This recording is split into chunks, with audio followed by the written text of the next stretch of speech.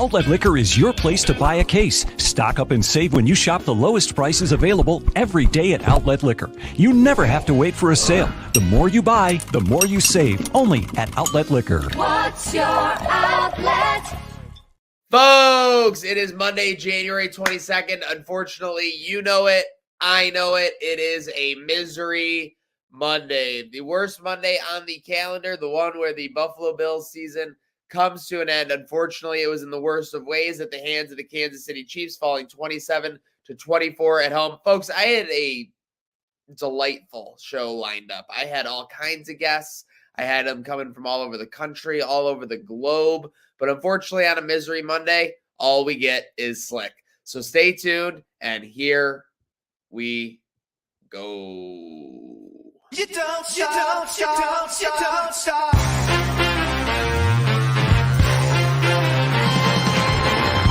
Follow me into the great unknown, where pink flamingos grow.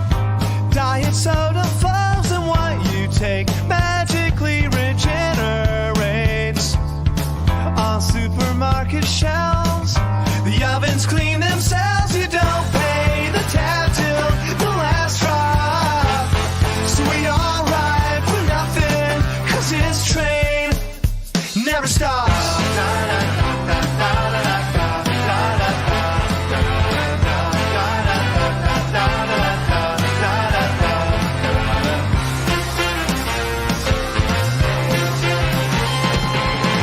We make a good team, me and you, we do. You can scratch my back, and I'll scratch my back too, and everyone is welcome at the party, yeah. People, more is more. Are we all on board? You don't pay the tab till the last drop. So we all ride for nothing, 'cause this train never stops.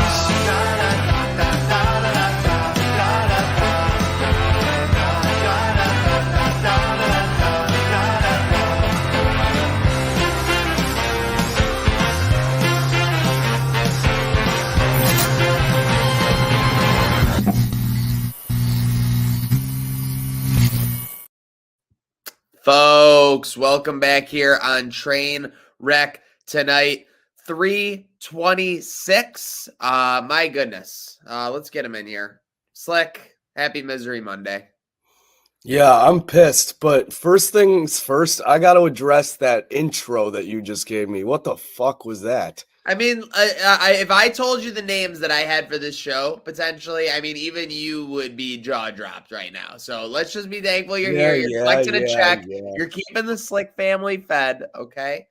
Unlike, obviously the Bills families, they're done. The season's over, Slick. The season is over. Season's over. Luckily, we have the Sabres to fall back on. Did you actually believe that when you said it? I was going to say. No. 20, it hasn't even been 24 hours. It's been like 18. You got any thoughts the day after? I'm kind of speechless. A lot of things happened down the stretch that it was just one crucial, devastating blow to the gut after the other. And it's prime Bills fashion. It's what we're known for doing, unfortunately. It is. Now talk to me though, before we get into the game, obviously, there's always the pregame, the game day, the vibes. I felt like after last week, the wild card against the Steelers, I felt like we had improved conditions. I feel like we had an even more feisty game day tailgate. I felt like we were really ready to kind of end the Mahomes era, truly. The energy was definitely there. I think everyone knew what was at stake. The stakes were high. Shout out Herbal IQ. Seriously. But yeah, the energy was great. Game day hospitality always is such a fun time. And there really was only up after the Steelers tailgate. The conditions weren't great that week. Obviously, clear skies, got a bit of snow coming in towards the midst of the tailgate. But overall vibes were high. DJ Gabby was killing it per usual. Took a minute to give away that jersey, I must say. Yeah. Apparently you're preaching to the choir. Apparently no one likes free shit, but Whatever. No, it was a great time as always. I think you and me both had fun. Double Dubs made the trek again. Yeah, absolutely Incredible. legendary by double dubs. We had what was it, Donnie Deutsch with the beers pounding them in people's face. Yeah, And then you had Buffalo AF in the house. You had the not the Nigerian Nightmare. that's what everyone makes that mistake because I Yeah. feel like it's people have that nickname, the Norwegian The Nightmare. Norwegian Nightmare. We had Kroom, we had Chris G, we had Lee Banky in the house. We had everyone. We loved them. It was great vibes, great time. I will say though that the Chiefs fans there, nobody seemed nervous. Nobody seemed worried at all, even though they had already lost to us in the regular. I guess that they've just had so many regular season losses, and they know that they're kind of meaningless. You're right. They seemed quiet. That's one thing I've never seen from an opposing fans at the tailgate, especially game day. They're always loud. They always like to make their presence felt. Chiefs fans were cool, calm, and collected. I think there was only one that really approached me and gave me the business a little bit. Yeah, and He was confident always. He was with his girl though, so maybe he was just trying to impress the lady. I But thought you were talking about the tall guy. I thought he had clearly done enough alcohol to yesterday. Jeez, I mean, and listen, we've all been hammered, okay? So I'm not trying to make any sense, but this guy was that guy was grabbing loud. onto everyone. He was basically in everyone's face. That That guy was loud. that was the guy I thought you were talking about, but you obviously had another one. Okay, maybe Um, two. But no, soft spoken. Then the game begins. You get in there. How was getting into the game, by the way? Pretty uneventful. Pretty good. I will say the line took a bit longer than usual. Still got in there for kickoff. Just about perfect timing. And my seating was amongst royalty. It was? Oh, yeah. We saw it in more ways than one. So we'll get into it as you noticed. We got the first half. Here it was the Bills were scoring. Yeah, you weren't getting stops on Mahomes, but it felt like, you were getting a little bit of pressure. He was just kind of escaping it, but they couldn't stop those corner routes from Travis Kelce in the first half. Slick. Yeah, I mean, especially with the depleted defense and the linebacker position being up for attack. Travis Kelce's just about the best in the league at getting open over the middle, and definitely killed us with that. I was pretty happy out of the first half. The story of the first half for me was Josh Allen, MVP chance all over the place. It seemed like, reliable, go to Josh, let him scramble, do Josh things. I felt pretty good after the first half. Like you said, could have been. You had to feel great. I mean, because the Bills were forced to punt, but since they got the kickoff, they were kind of able to manipulate the situation. They go on a long drive before halftime, and then they don't let the Chiefs score before half. They go into halftime up 17-13. You're feeling great as a Bills fan, Slick. Feel great. The locker room is probably pretty good. Vibes were great amongst the fans for sure. Hold them to that stop and then go down and score before half. Vibes were definitely great. That Kelce touchdown, bit of a blow. Talk about it and talk about the royalty factor that you experienced there. Yeah, a bit of a blow, especially. So here's where I knew something was up because I come into 241, like basically right above the rock. That is the rock pile. That is, and that's where my season tickets used to be. And people were, and go on, because let me just say, in years past, a million people could go into these seats. But talk about your experience yesterday. They had security to the T at every single entrance, 200 left and right, 100 down, checking exact tickets, reading the fine print, making sure you're not trying to pull strings. And eventually the word gets around is because Taylor Swift just happens to be under the Marv Levy.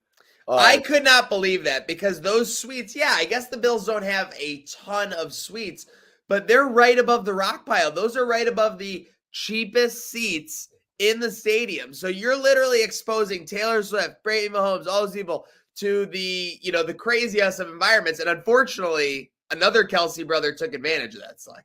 Yeah. Right after that Kelce touchdown, things turned rowdy. We turn around, all of a sudden, there's bare-chested Jason Kelce doing his best Ryan Fitzpatrick impression. Chugs a couple cold ones. Not like they would be warm or anything in the environment they were. By the way, I will mention all these people in these suites, credit to them, suites wide open. Not closing the window. That's what I was saying. They could have easily done like the limo divide, and I think they did at some points. But I think they were doing it early, truth to say. And I think once Kelsey scored, they felt a little bit more confident. Kelsey scored, rips his shirt off. I thought we were done there. People are trying to take pictures and whatnot. Security gets in that rock pile spot that the fans are notorious for just taking over and no one gives a shit.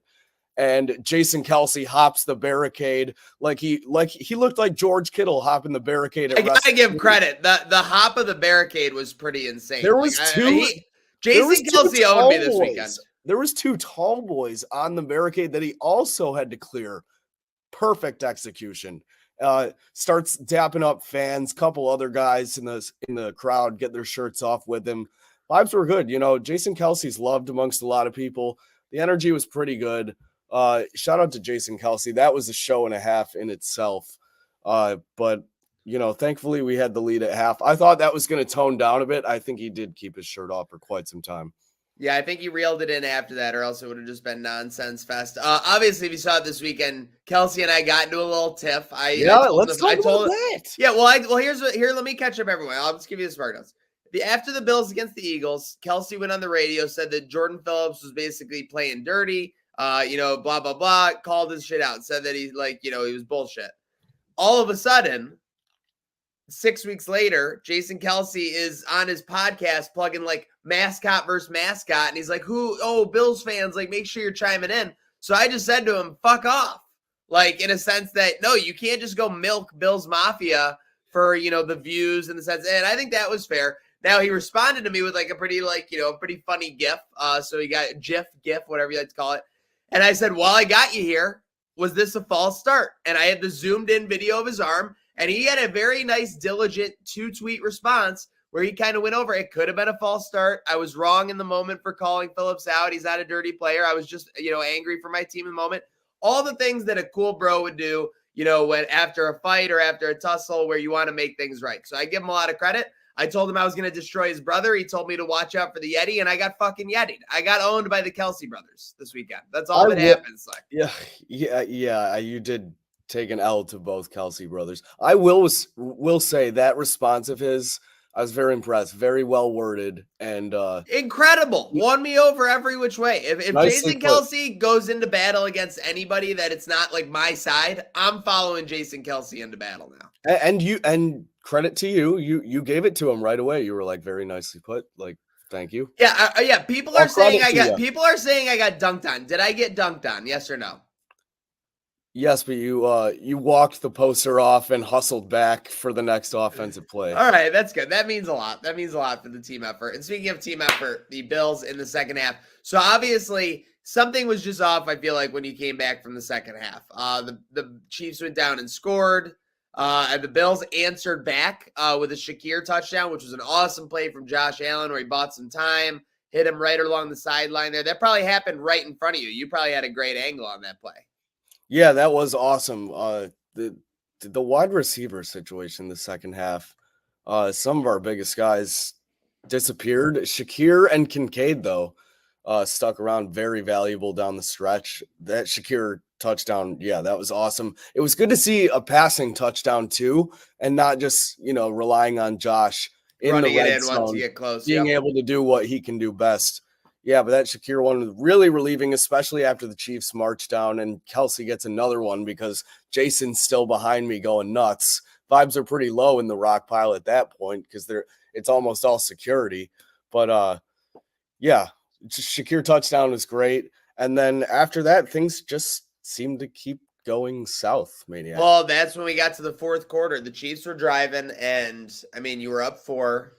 And you lose the fourth quarter. Plain and simple, you lost the fourth quarter 7-0 when you were winning it by 4 going in. So not great, Slick, but obviously fourth quarter you get the Chiefs score and then the Bills get stopped. They go for the Hamlin fake field goal or fake punt. Yeah. Not great. Not great. Not only was it not great, it never looked like it had a chance. That was the first play I think I touched on down the stretch where it was just one of those devastating blows to the gut. And you really had no words. Like you said, it didn't look like it had a chance. Not to mention, we're at our own, like, what, 30?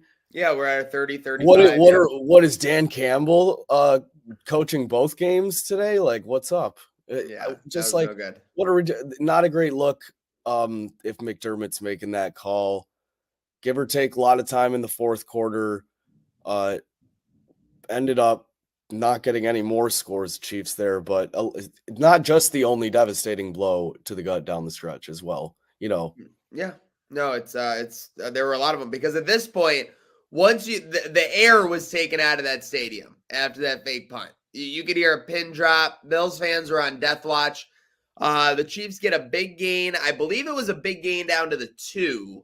Someone made a stop. I want to say Teron Johnson on Pacheco or something on a big run down to the 2. So you're just like, well, this is inevitable. The Chiefs ran some play. I don't know if it was a swing pass or a quick hitter or whatnot. A receiver has the ball. He's diving for the pylon. I see him like go for the end zone. He doesn't get there, but the ball trickles out. And I remember at first people were like, oh, was like the ball out?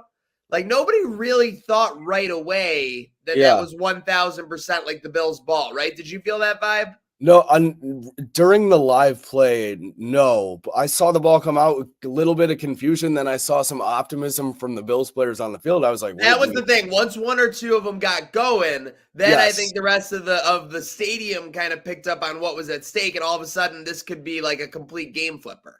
Exactly. This could be where Josh Allen takes over, and history is rewritten as he goes down the field.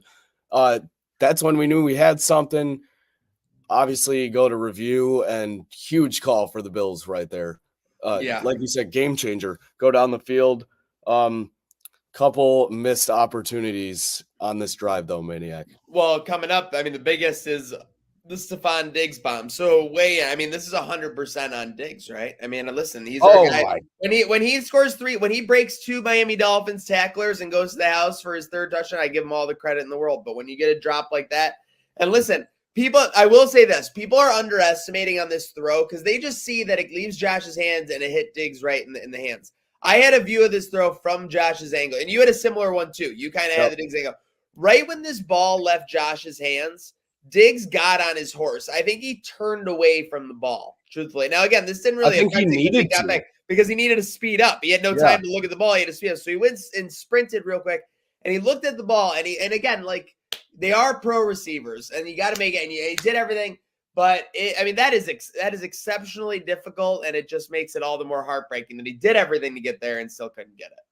Yeah, to take away from, not to take away, but take the moment away from Diggs for a second. I think Dan Orlovsky did a breakdown of that throw too.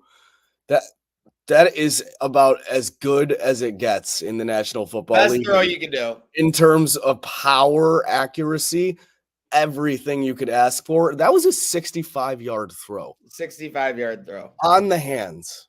Well, through the hands, I guess. Through our hands, wrists, and almost the elbows, basically. Yeah. I will say, again, if I'm not going to fault Stephon for completely for the job, I fault him for this. I don't know what this is. Yeah. Well, do any of us? No, I don't. So with that said, it all falls apart. Did you have any feeling that Bass was going to miss? I was worried. I didn't. I truly thought it was good. I knew it was still not like 100%. I was nervous. I truly thought it was going to go around. Now, I will say right before, it felt like the wind did start going right before. And you see earlier in his kicks, it did as well. I was nervous, but I was pretty confident. As soon as they start talking about the stat, from what I've heard on commentary, it's never a good thing. But yeah.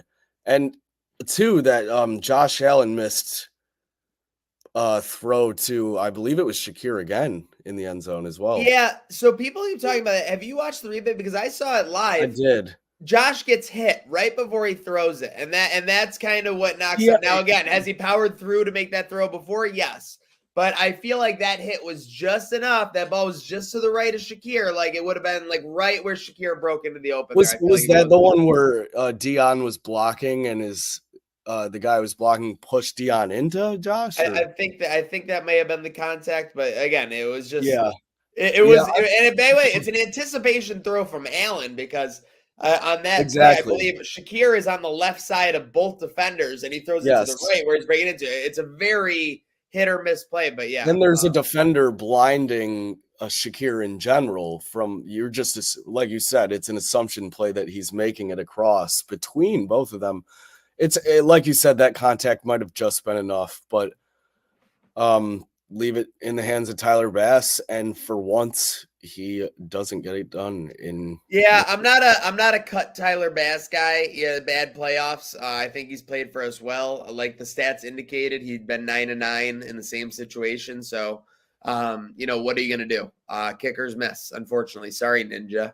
The Bills lose. The season's over. Blame pie. I posted mine earlier. I got 40% Diggs and Sherfield. I got 30%. Whatever part of the game plan was supposed to stop Travis Kelce, and then 30%. What was the other 30%? I don't know. You go. What do you got for your blame pie? I think that's a pretty good layout. I'm gonna go 40%. Oh no, that's too mean. 30% Bass. I went 30% No. Bass. 30% Bass at the end. 30. Well, yeah, I guess 30% Bass. 30%. No, 35% Diggs. And 25% McDermott. Okay. All right, that's fair. I just have I know I'm a McDermott defender. I know people. I am too. But do you really fault him? I mean, I feel like the execution, like the special teams. I'll change. Special teams should take the percentage of that. In my opinion, I'll change it, and I'll say 10% McDermott, 15% D special teams. Okay, DST. All right. Well, listen, I don't want to talk anymore about the Bills. We were going to talk where we go from here, but that's enough. Are the Sabres any respite? I mean, I feel like the only respite is the fact that they're not playing like Columbus at home tonight. At least we have Sabres after dark this week. It's something a little special to look forward to. Special. Yeah, special, I suppose, for all you late birds. But the loss to the Lightning was it sucks, to be honest. We've had a lot of these close regulation games. Empty netter seals it off. Do we still have stuff to look forward to? Yeah, for sure.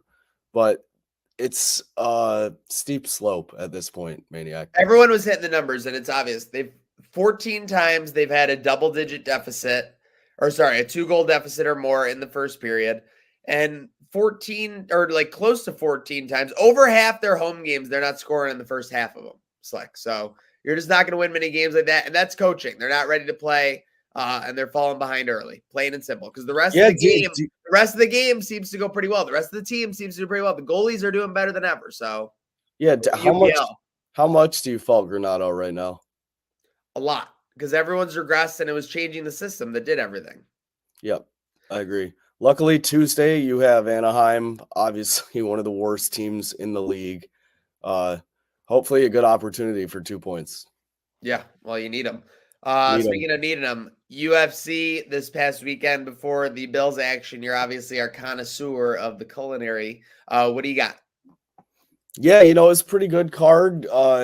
Good for the Toronto crowd, right up north, Canadian fight fans, some of the best, some of the most apologetic as well, as we know how Canadians are. But you had 2 title fights, first one being the women's bantamweight. Amanda Nunes obviously retired recently, vacating 2 women's divisions, so one might not even exist after Amanda's gone. But a retirement double vacate is sick. Yeah, that's about as good as it gets. That's GOAT status. Probably the best female fighter ever. And the exact opposite is what we saw in the title fight to fight for her vacant belt. Absolute snooze fest between Mayra Bueno Silva, Raquel Pennington winning the belt by unanimous decision. She's 16-9, and she's a UFC champion. Just not the best fight. Exactly what I expected there. Then the main event, Sean Strickland defending against Dricus du Plessis. Sean Strickland obviously notoriously beat Israel Adesanya by unanimous decision. This one goes to decision again. But Dricus du Plessis is your new middleweight champion of the world. South Africa, stand up. Split decision. I was skeptical on this, Maniac. I thought Dreykus won convincingly. I actually scored it 4 rounds to 1 for Dreykus. Every other judge had it 3-2, but one of them having it in favor of Strickland. But I think ultimately the right decision was made, and be interesting to see where we go from here. I think Khamzat Chimaev probably challenges for that belt next, if I had to guess.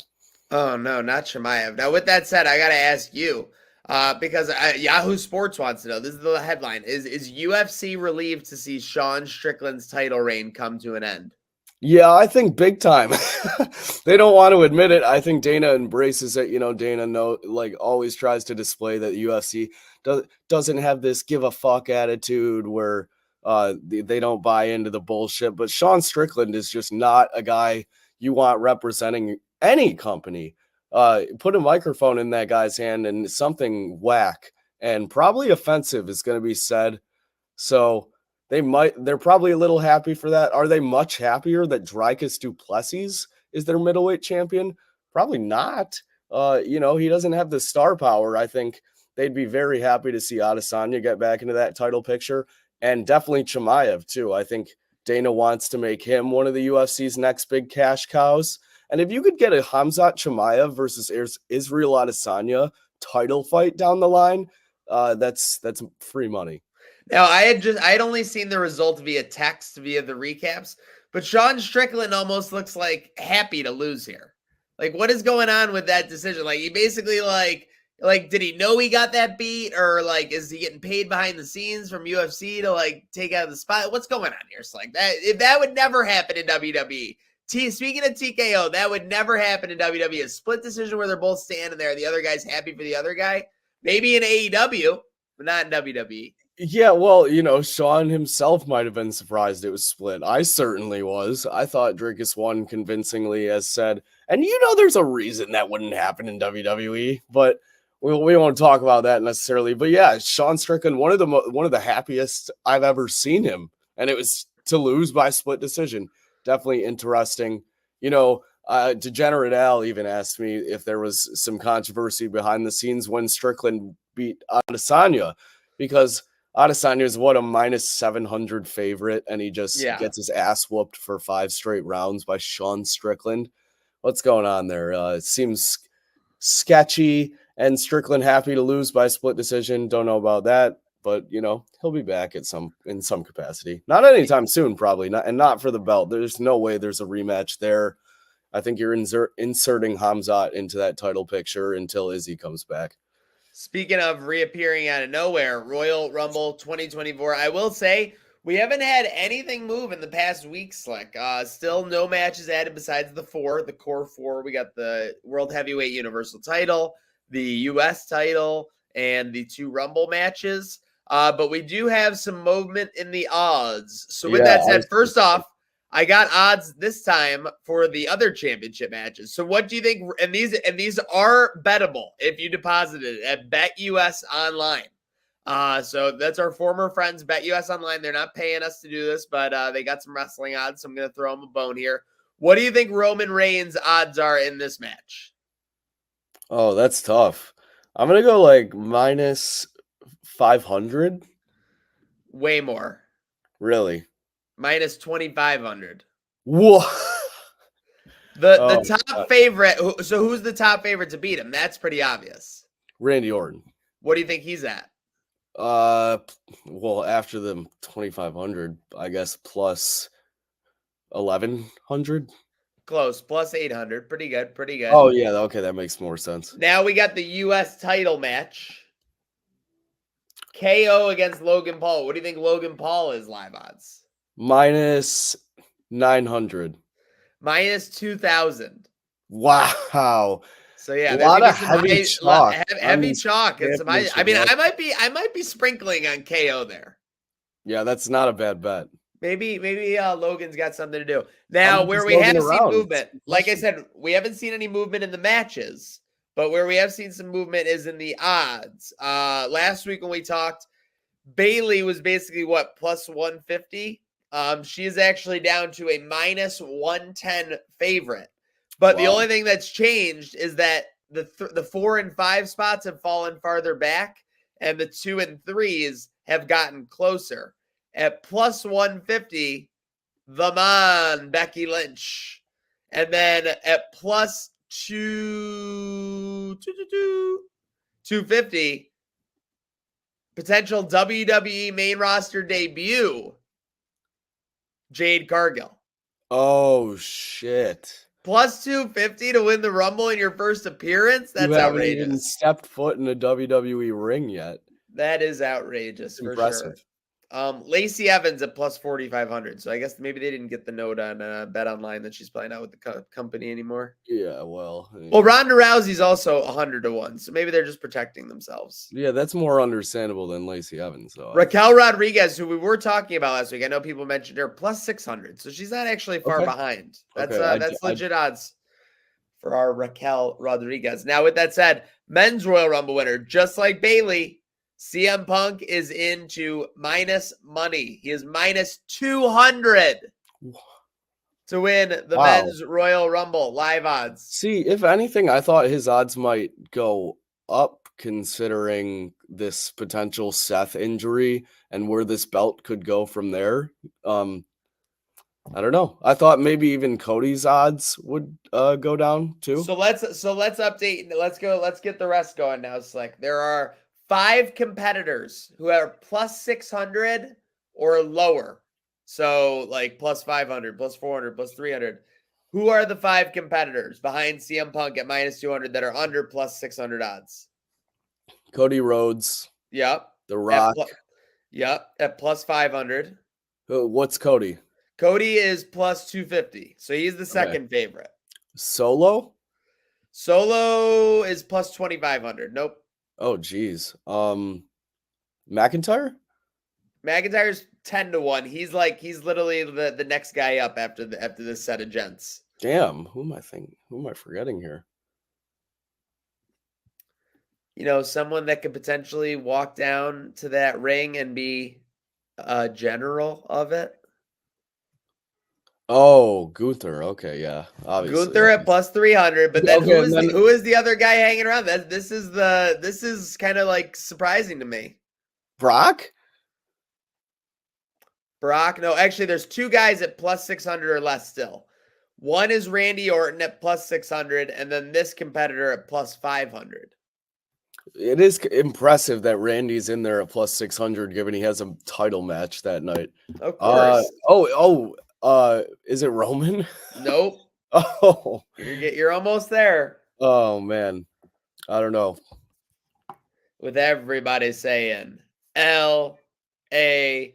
Knight 5 to 1. Yeah. L.A. Knight. Wow, Yeah. 2 competitors being less plus 600 or less that are already in a 4-way title match. Yeah, that night is pretty insane. That would be interesting for sure, especially if it's like Roman pins AJ Styles and then one of them wins it as well. Yeah. Well, that's actually very feasible. You just set that up. Maybe if they're listening, we'll see. Maybe we will keep it rocking. Obviously, keep it tuned here to Trainwreck coverage of the Royal Rumble on our Wrestling with Emotion challenge at WrestleW over there. But like besides that, anything before we sign off here on Trainwreck tonight, 236? Obviously, we'll have a Royal Rumble preview show for you guys with that Wrestle with Emotion talk and much more to come. Unfortunately, not Bills related. Hey, it's 12 months and 3 weeks until the Bills win the Super Bowl. So with that said, thanks for tuning in. Make sure you're following on all the platforms, SoundCloud, iTunes, Spotify, all of them. And folks, make sure to go have a good night